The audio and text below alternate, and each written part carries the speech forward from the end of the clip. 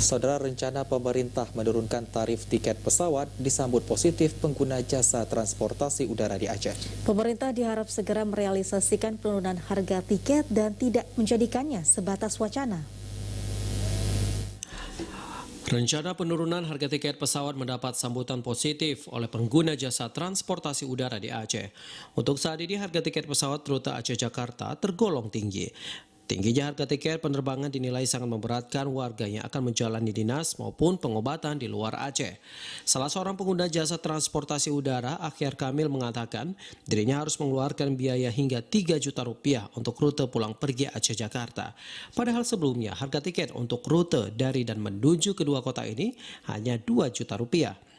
Harga ini dinilai sangat memberatkan penumpang dan jauh berbeda dengan harga yang berlaku untuk rute kota-kota lain di Indonesia. Akhir menambahkan agar pemerintah segera merealisasikan penurunan harga tiket pesawat dan tidak menjadikannya sekedar wacana. Kalau memang itu wacana pemerintah itu sangat bagus, tapi saya berharap jangan wacana saja, itu harus cepat direalisasi karena masyarakat Aceh ini sangat membutuhkan. Jadi jangan hanya pemerintah membuat wacana-wacana hanya mengulur-ulur waktu supaya meredam emosi masyarakat. Kalau bisa, kalau memang itu wacana sudah ada, segera direalisasi supaya masyarakat Aceh bisa menikmati apa yang diwacanakan pemerintah. Selain penurunan harga tiket, pemerintah juga diharap segera merealisasikan keputusan yang menjadikan Bandara Sultan Iskandar Muda sebagai pintu masuk perjalanan penumpang internasional. Pasalnya, meski telah ditetapkan sebagai pintu masuk perjalanan internasional, namun sejumlah maskapai belum melayani penerbangan internasional dari dan menuju ke Bandara SIM.